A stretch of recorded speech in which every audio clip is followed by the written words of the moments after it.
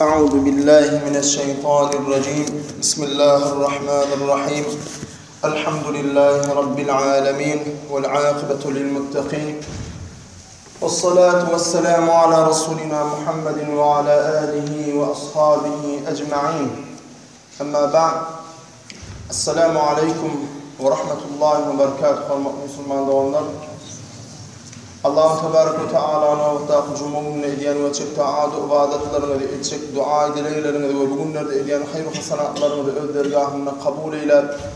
Kıyamet mahşer gününe rahmet et bradi ve Peygamber aleyhissalatu vesselam'ın şefaatine nail eyleyen bendelerinden eylenler. Edide onlar ediyen vaadlara dikkat edip ona amel etmekliği vaad edene de, vaad ediyenlere de, vaad dinleyenlere de Allah-u Teala'nın ödü nesip eylesin. Her ki ümmet-i Muhammediye ba amal olmaklık, amallı Müslüman olmaklık, amel ediyen, imanından son amalını ödüne şahane tutunayan Müslümanlardan olmaklığı Allah-u Teala'nın ödü nesip eylesin. Çünkü Allah-u Teala iman edenlerden son amel salih edenler söyler. O amel salih etmeklik de müminin o yüzünü bedeyen müminin imanının subutnaması amel salihdir edeceğim. Sonuçta Allah-u Teala amel salihten ayırmasın emnamedi. O nesillerimizi de salih amelli bendelerden, salihlerden, salihalardan, sadıklardan, sadıkalardan aylanırsın. Edildi onlar geçen cuma yoktuk, bir seferde olduk. Ondan anlatı cumalarda bir üst cuma şeytan aleyhillâhının Müslümanları insanı ağırlayışı vardı. Vaad ediptir, şol şeytan aleyhillâhının hilesi vardı, vaadını tamamlaman koyuptur. Şol vaadını devam etmeklik için inşallah edene de, dinleyene de amel etmekliği, şeytan aleyhillâhının hilelerinden Allah'a sığınıp saklanıp, doğru yolu olmakla Allah-u Teala nesip eder deyip ümid edeceğiz. Edildi onlar, şeytan aleyhillâhının kafirleri, her kimi bir hile ağırlayışı var deyip vaadımızı tamamlardık. O kafirleri ağırlayışını, kafirleri küfür etmelerine sebep olayan yollarının bağlarını size vaad edip veriptir. Ve fasıkları ağırlayışını size aydıp veriptir. Fasık yani imanı var, Allah'ın yönü fıskı fücurun içine gidip onunsa da ödüğünü ağırlar, şeytan aleyhillâhının iğne düşüp o fasıklığı diye doğru yoldan çıkıp elbet yolun yerine gidiyen adama fasık değil ya. O kafirlerin eyle ağırlayışını ve fasıkların eyle ağırlayışını aydıp veriptir. Inni inşallah bu cuma bugündeki bir cuma gitmeye ahmal bayları şeytan aleyhillâhının ağırlayışı ödü yolu varken ve garipleri şeytan aleyhillâhının ağırlayışı yolu varken ve alim ulema adamları ilimli olan adamları ayşula ulema o alim o diyen adamların şeytan aleyhillâhının şolur da ağırlayış ödünün yolu varken şolur var da gıyıflaşma inşallah ayet hadisler bilen vaad etmeklikçi Allah-u Teala'nın ödü aman taklarını şeytanın hiletinden ve şeytanın ibne çön toparlarından bilyen Allah-u Teala Kur'an-ı Kerim'deki ayet-i kerimenin önfüde edip veriptik yani şeytan aleyhillâhına varada Allah-u Teala ne mediyedi وَلَا تَتَّبِعُوا خُطُوَاتِ الشَّيْطَانِ إِنَّهُ لَكُمْ عَدُوٌّ مُبِينٌ Sadakallahu'l azim. Siz şeytanın işlerinin iyiliğine düşmeyin. Yani şeytanın vasıfı öğreyen, size hüdürleyen işlerinin iyiliğine düşmeyin. Hakikatten şol şeytan sizin üçün aşkar bir düşmandır diye. Bu şu ayeti giyinişleyin tefsirine girdik ve giyinişleyin alim ulemanın yalan vaatlarını devam ediyoruz. İnşallah şunun devamı. Şeytan aleyhillâhına baylar şeyle ağırlar deyiptir. Baylara diyecek sözü şeytan aleyhillâhının verecek vasıfı şeyledir. Huday seni söyünür ey bay. Huday söyün bennetini devlet verir. Bol ırzkıl verir. Bol ol garipler yani sen Huday'ın gözünden düşen adam değil. Seni bay ediptir, onun için halan işin etti gidiver. Senin halk olan dinliğin var mı neyme? Deyip yani bayları şeytanın şu ağırlığıyla baylar şeytan baylar şeyip ağırlayacak. Yani Allah Teala sen söyün sana baylık veriptir. Sen neyme iyiliklerle din mi? Şeytan aleyhillâne vasvasa verir diye. Ve insanı şol baylık netip edilen insanı Allah-u Tebarek ve Teala'nın netip edenine şükür etmen, özünü özgölerden artıkmaç. Garip bolupdur o Allah Teala gargaptır da onu garip edipdir. Men artıkmaç adam, men Allah söyüptür de meni bay ediptir deyip şeytan aleyhillâne vasvasasına girirdi. Şeytan baylık netip eden adama birinci verecek vasvasası şol. Sen illerden artıkmaç, Allah seni söyüptür de bay ediptir diyecek diyelim. Allah Teala'nın o düşüncedeki bay adam birden garip düşeydi, ana Allah meni gargadı da meni bay etti deyip, meni garip etti deyip, Allah'a bir düşmanlık var yani. Eğer Allah'a olan Hudaýa düşünjesi peterligi de şu şeytan aleyhillâne şu vasvasasına girdi. Allah meni söyünten bay etti. O garipler Allah garantan garip edipdir. Men eylekilerden artıkmaç deyip özünü eylekilerden artıkmaç ettirecek şeytan aleyhillâne. Uluz ettirecek. Emma birden Allah Teala sine üçün garipliği netip edeydi ama şu düşüncedeki vasvasaya giren adam gör näme bolacak? Eyyem şeytan aleyhillâne'nin başkası vasvasa verecek. Allah Teala senin gargadan. Şoň üçin seni garip etti diye yine de onu ağırlamaklık şeytana anfat düşüyor.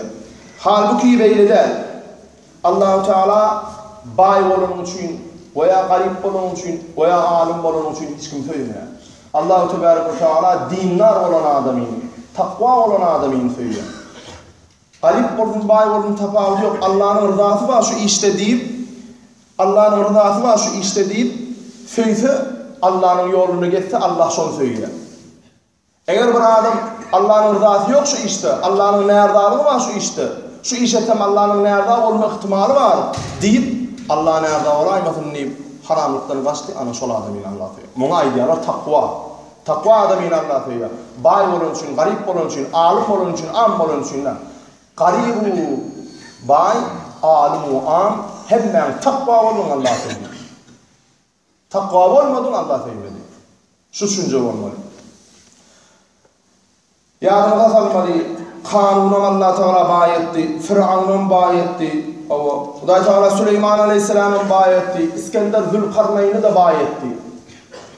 Halbuki Karun'un, Firavun'un Allah'ın düşmanı. Söyünten bay etti mi? Yok. Söylemeye de olur kafirdi, onu da bay etti. Eğer söyününü bay ediyen orada Firavun'u ve Karun'u bay etmedi Allah Teala.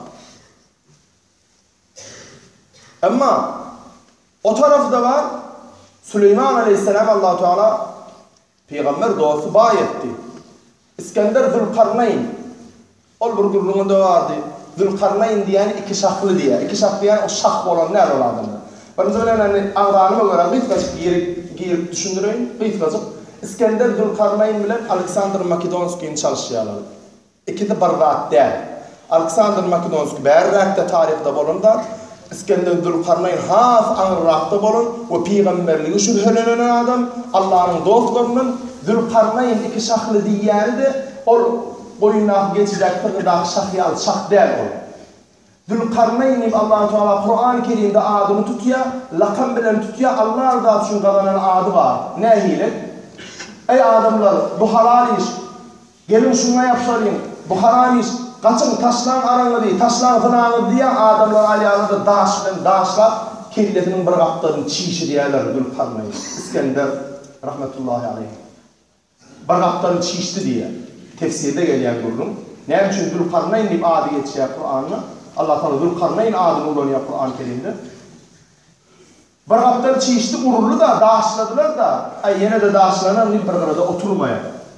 On gözünün önüne Allah rızası önde hemmedattan, tağlıktan önde yerde adamlara o taşlan şu haramı deyip urfaların, fevcoklarına, urulcağına göz yetse de yerde Allah'ın yolunu davata başlaya bu kadar daşlar urup kellerinin bu kaplarının da çiğşiriye. Hani normal bilinen hani daş ve kellerin oradan bir şişke döreyenler, bir çiğş döreyenler kellerde katırak bir acayipçe deyse ana kelletinin iki kaptarı Allah rızası için vaat etse kelletine ucoklarını, dövcoklarını bilse de sonuna da Allah rızası için vaat etmekliğine devam ediyor. Kelletinin iki kaptarını çiğşiye. Kim için çiğşti şu iki kaptarı? Allah rızası için çiğşti. Ana Allah Teala şu işini söylüyor. Zülkarneyn kellerinin iki kaptalı çişen deyip bereketli manada şu adını alıyor. Hani kemsitmek manada lakamını ağzamaya. Kellerinin iki kaptalı Allah da şu Zülkarneyn. Ana şol yalak olmalı, şol yalları Allah söylüyor. Ana demek Firavun kafir, Karun kafir. Allah bayetti, söyüp bayetti mi yok? Yani Allah söylensen bayetti diye düşüncen bolmadığı için bu misal getiriliyor. Ve halbuki Süleyman Aleyhisselam Allah'ın dostlarının da bayedenleri var. İskender Zülkarneyn yani Süleyman Aleyhisselam yani. Ama düşman tutunanların da bayedeni var. Şunun için bayilik Allah'ın sevgisi deyip düşünmeliler. Allah fiinak için verdi. Fiinak için verdi. Şu bayilik bilen Allah-u Teala'nın rızasını sahilik bilen kazanmaklığın yolunu taparsın deyip. Şunun için o bitirde bolmalı der. Inni ol öğün olumsuz tutmaya diyeri. Bu şeytanın bu hilesine aldanmadı. Hani öğünü men bay olanım için hem kişiden artıkmaç men deyip öğünü olumsuz tutmadı diyeri. Bunun bu hile bilen şeytan aleyhillâne o bayi Allah bilmedi diyeri. Bu kadar bay o şeytanı neyme diye vallahi. Bu kadar o bayi şeytan aleyhillâne kıskançlık bilen Allah diye. O aylar diye ey bayi senin avrayın hurmatın dine pulun bilendir. Her bela et. Neymi işetlenir? Şu pulunu elinden çıkarma, elinden gidirme. Üsürün verme, zekatın verme. Hayır, ihsanım etme. Eğer sen onu etsen, hani zekat vermeli olan, o sahilik etmeli olan bayiler şeytan aleyhillâne birinci Allah işine emeken ödümden ödügülür men bayi olanım için artıkmaç men üyt köşük men ödümden ödügülürden ödünü artıkmaç tutturacak olur diye. Yok. O bayağı Allah bilmedi. Hem kişiler menden deyip düşünceden doğruladı. Ödünün ödünü bayağı olan tutmadı mı ulumsi? Bu edek şeytan aleyhillâne vasfı veriyor. Sen bu bayağının elinden gider mi? Sen o zekat diyeler verme, şur diyeler verme. Bere ağadın ağdalarıdır. Sadaka verdin, hayır sana desin. Zadın ağdalar garip düşürdün. Garip düştüğün sen fiilemeler. O sen fiile alır, bayağının için fiile alır da seni. Bayi olandan fiili alırda zekat sadaka verden bayilin butorur ve sen fiilemeler deyip bu edek şeytan aleyhillâne kıskançlığı ödürler diye bayi. Ne diyeceğim şu aydı anlamı özümüzden bir yöne kellemede gelen durmuşta göründü adımı daydamı da. Şu aydılan dağlar Kur'an-ı Kerim'in şu ayet-i kerimesindeki o şeytan aleyhillâne'nin vasvasa vermekliğini şeytanın bir de düşmanlığını düşündüren ayet-i kerimeni alamlamın hadis-i şeriflerin giyinçlerini tefsir ettiler. Şol durmuştan alınan masalların alimlerinin aydın sözleri şu. Olumsuzluklar halası oldu mu? İkinci, neyme bilen vasvasa verirken şeytan? Kıskançlık bilen. Halbuki Allah-u Teala Kur'an-ı Kerim'de neyme diye. Bakara Sura'nın 268. ayeti. Euzubillahimineşşeytanirracim. Eşşeytanu ya'idukumul fakra ve ye'murukum bil fahşâ. Şeytan size gariplığı vaat verir. Ol kıskanın. Yani Allah Teala'ydı o şeytan size şeyle aydır. Ne diyor? Kıskanın. Hiç vaat elinizden çıkarmayın. Ağrayınız, bayılınız. Ne diyor diye. Allah Teala Kur'an'da haber veriyor bayılara ne diye? Siz diye. Selefat kurun şeytanlarını diye. Allah Teala Kur'an'da söz veriyor bayılık veren adamlarına. Vaade veriyor. Yani Kur'an-ı Kerim'de sizi oyuyor ya bayi adamlar. Ne diyor? Ey bayi diye. Ben sana bayilik verdim, senin şeytanın vasvasasına gireyim. Şeytan sana şeyle diyerdim şu ayetay diye. Ne diyeceğim şeytan? Kıskanın. Hiç vakit elinizden çıkarmayın. Ağrayınız, bayılınızdır. Yani kıskanın dağıtlarınızı vermeyin, dağıtlarınızı verdiğiniz şu ağrılar kayıp düşürdünüz. Ağrayınız dağıtırdınız. Oyunu bayılınız olmadı, bere onun torsamız. Ne mi? Sizin ağrayınız olmadı deyip şeytan vaade verir diye. Yani Allah Teala diyor ki şeytan size garipliğin vaade verir diye. Söz veriyen demiş zekatlı sadakalı olsun, uçurlu olsun, garip düşüyorsun deyip söz verir diye. Anılmayın ona diye, adlanmayın diye Allah Teala. Tarihte yıllardır görülüp gelinni zekat vermeklik bilen sadaka hayru hasenat etmeklik bilen adamın baylığı artmasa azalmaya. Artmasa azalmaya. İnşallah vaadımızın devamında inşallah vaktimiz olsa insanın 5 topor görünüşü var. kerim, sahih, bahil, la'in, şaqi. Şunu inşallah wagtymyň soňuna gysgaçykda aýdyp berjek. Kerim bolanda näil bolýar, sahih bolanda näil bolýar, bahil bolanda näil bolýar, şaqi bolanda näil bolýar, la'in bolanda näil bolýar. Şu beş olmuş adamda bar sıfat. Ama şu kerim bilen sahihde boljak bolmaly, bahil, şaqi, la'inle bolmajak bolmaly. İnşallah wagtymyň soňuna onu size düşündirer. Şimdi şeytan aleyhisselam näme diýip bu adam ederken garip düşürdi. Halbuki adam birdigiçe bayaya. Ol zekat, hayru hasanat, sen malında birden eýlede beýlede ýalňyşlyk edip haramlyk, yenelik giden bolaýsa, şol haramlykdan araslamaklyk. Wallah, köpürat islemeýär ki. 40'ına biri diye. Artıklar İslam'a. 40'ına biri hiç adam değil. 40 bin dolarım oldu mu 1000 dolar? 40 bin manatım oldu mu 1000 manat? 39 bin efendim var ya, 39'dan numu önünde aldın diyen ha. Yani düşünen adam için bir fazilet, bir hikmet. Ama şeytan aleyhisselam şonda da kıskançlık ediyen adamlar şeydip ağırlar diye. Kıskançlık vakfı verir. Şonun için ferhat olmalı. Allah'dan şol zanımdan elini görüp saklap kıskançlık edeydin mi onu şeytanın toparından molodiktir olanım. Allah-u Teala Kur'an-ı Kerim'in 9. suresinin 34. ayetinde aydiye a'udhu billahi mineşşeytanirracim. وَالَّذ۪ينَ يَكْنِزُونَ الذَّهَبَ وَالْفِضَّةَ وَلَا يُنْفِقُونَهَا ف۪ي سَب۪يلِ اللّٰهِ فَبَشِّرْهُمْ بِعَذَابٍ أَل۪يمٍ. Sadakallahu aleyhim. Allah-u Teala emri. Şeyli bir baylar vardır. Ayet-i kerime diyeceğim abi. 9. suranın 34. ayeti. Şeyli bir baylar vardır. Allah-u Teala oloro gıdırlar, kümüşler, pullar, hoşuma mingides dağıtlar veriptir. Şol Hudaýyň beren baýlygyndan Hudaýyň buyuran dağıtlarını, yani şu zekattır, şuna mingides hayır hasanatlary çıkarmasalar şu baýlar diýipdir. Allah-u Teala şu baýlyklary berdi. Bular da berilen baýlykdan Allah'ın çıkar diýen çıkdyýsa çıkarmasa diýipdir. Kıyamatda şoların şol mallaryny od edilip bedellerine yapıştırılacaktır.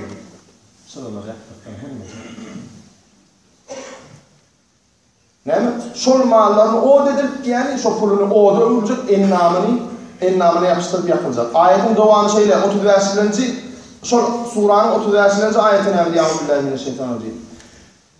يَوْمَ يُحْمَى عَلَيْهَا فِي نَارِ جَهَنَّمَ فَتُكْوَى بِهَا جِبَاهُهُمْ وَجُنُوبُهُمْ وَظُهُورُهُمْ هَذَا مَا كَنَزْتُمْ لِأَنْفُسِكُمْ فَذُوقُوا مَا كُنْتُمْ تَكْنِزُونَ.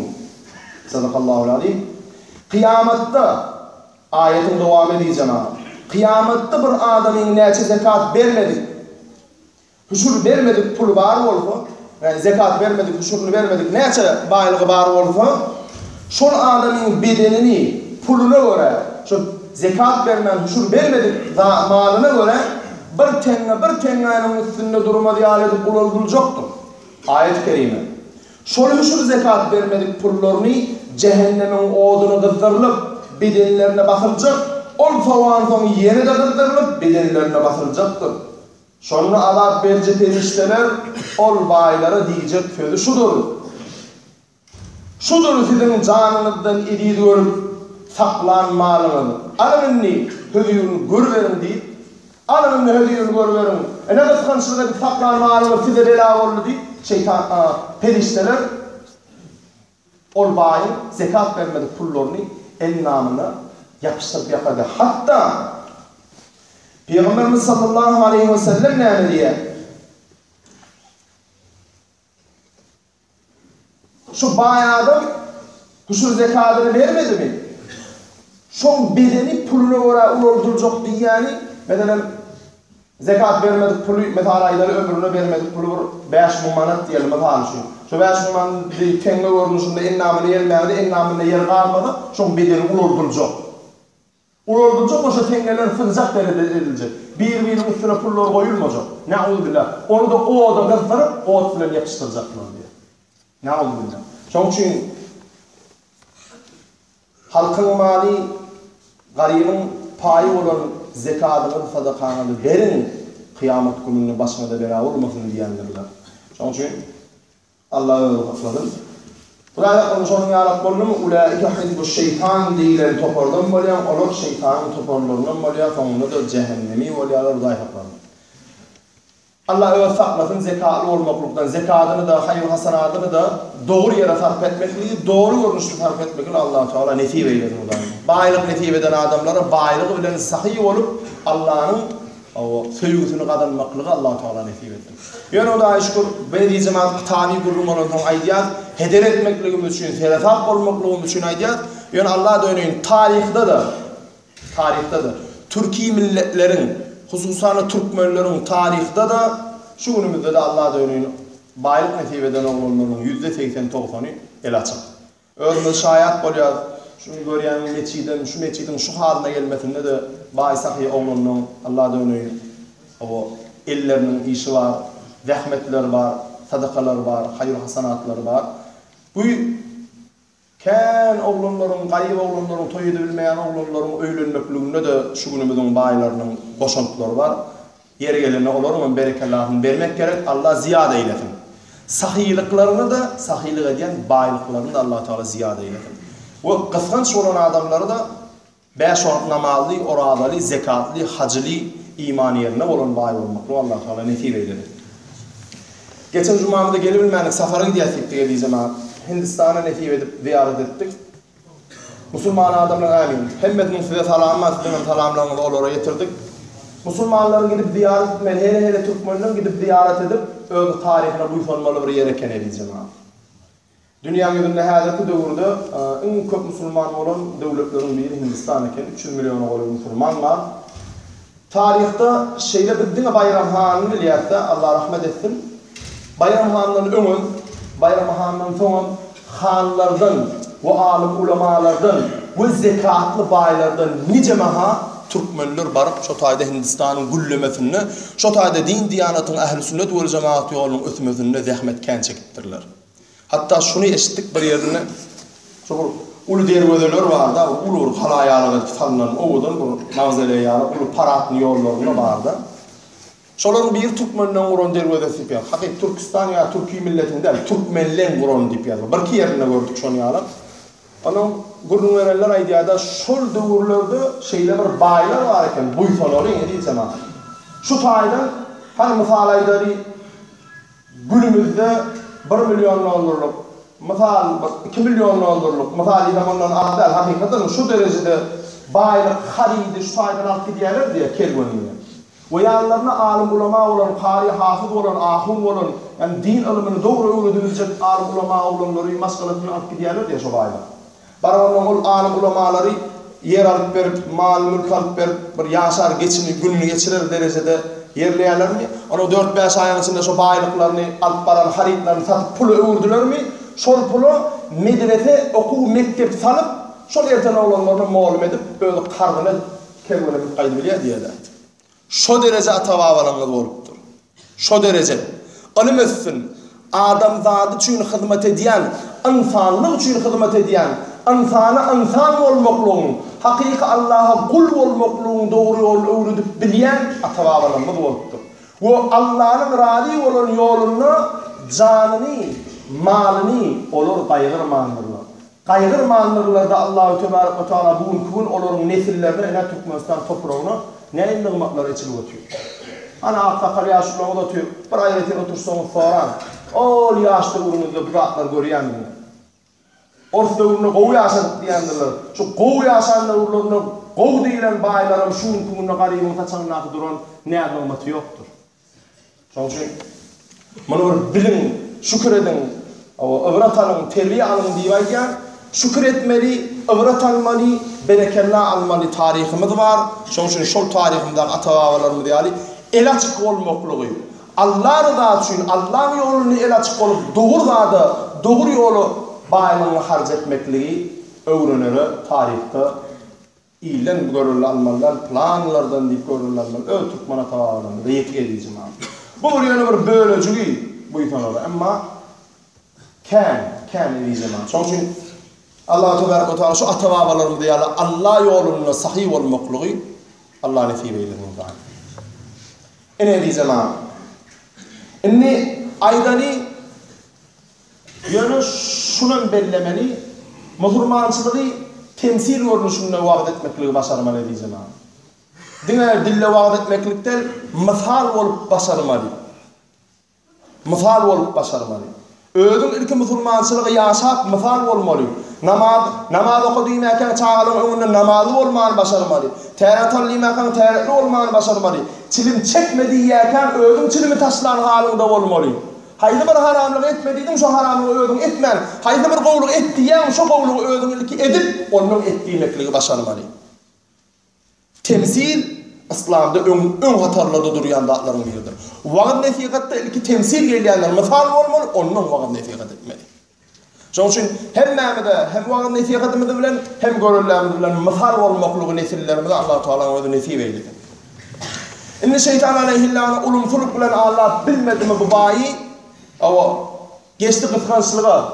Kıskançlık bilen Allah bilmedi mi? İnni bu kadar şeytan aleyhillâhına bu baya ne diyecek? Riya için ibadet etmekliği ünlücük. Allah Teala'nın şeytanın toporundan etecek olup, toporuna salacak olup, o her hili yollara salacak da şeytan aleyhillâhına. İnni şeytan yankı ulumculuk bilen, o kıskançlık bilen Allah bilmedi mi bu adam hâdâ min fadli Rabbi, bu benim hudayımın beren malıdır deyip şeytanına aydanını etmen, o ulumculuk etmen, o kıskançlık etmen, huşurunu zekatının berdi diyeri, kıskanmaklıktan ayırlı diyeri Kur'an-ı Kerim'de Allah-u Teala nâmediyor. وَمَنْ يُوقَ شُحَّ نَفْسِهِ فَاُولَٰئِكَ هُمُ الْمُفْلِحُونَ. Haydi bir adam nefsini kıskançlıktan saklasa, şol adam necat tapar diyor. Yani nefsini kıskanmaklıktan sakla el açık olsa, şol adam doğuda düşmeklikten halaklık tapar, necat tapar diyor. Şimdi bu adam kıskanmayın, bu ayete layıklıkta necat tapacak olup kıskanmaklıktan, ulumsuluktan ayrılımı şeytan aleyhillâhına bu edip bu adama ediyen zatlarını ilmin görsün, bilsinler sen ediyenliğini, tanısınlar sen ediyenliğini, sen elin açıktığını bilsinler diye bu edip iyil görüşünü etmekliği ödürler diye. Bu edip vasvasa verecek, riya için etmekliği. Ve adamın gözünün önüne Allah rızası için riya için etmekliğe sevk edecek, minnet ettirecek bu adamı yine na'udhu billah. Yine de bar eden dadını bidere getirecek şeytan aleyhillâhına. Kur'an-ı Kerim'de Allah-u Teala ne diyor? Euzubillahimineşşeytanirracim. La tubtilu sadakatikum bil menni vel eda. Minnet etmek bilen, berine gıynanmaklık bilen, berin sadakanı bidere etme. La tubtilu, bidere etme, sadakatikum, sadakalarınız siz, bil menni vel eda. Minnet etmeklik ve berine gıynanmaklık bilen, zatlarını eden hayır hasanatlarını bidere etmek diye Allah-u Teala Kur'an-ı Kerim'de.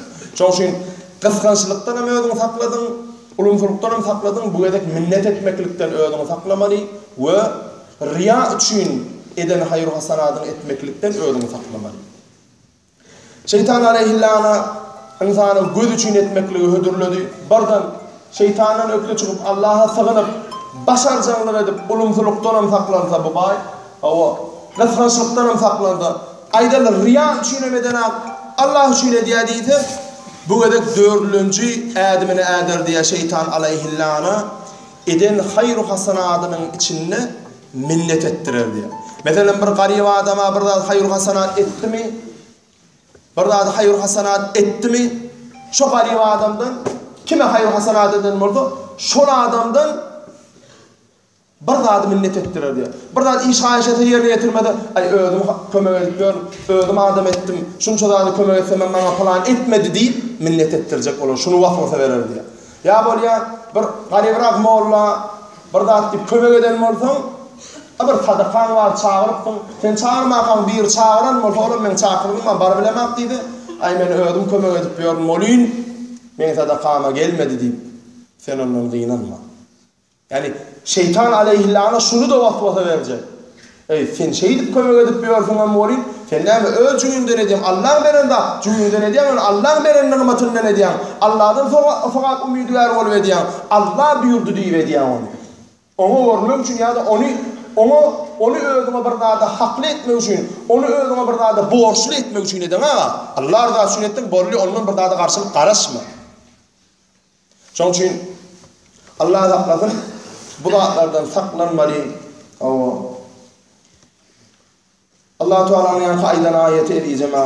وَلَا تَتَّبِعُوا خُطُوَاتِ الشَّيْطَانِ إِنَّهُ لَكُمْ عَدُوٌّ مُبِينٌ. Siz şeytanın işlerinin iyiliğine düşmeyin.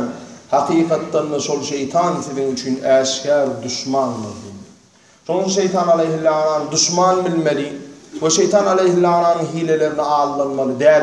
Zikri köprek etmeli, ibadetini köprek etmeli. Hemişe pesberlikten ödümü de ayırmalı. Lâle diyeceğim gayrat etmeli. Edeceğim dualarımızın devamı var.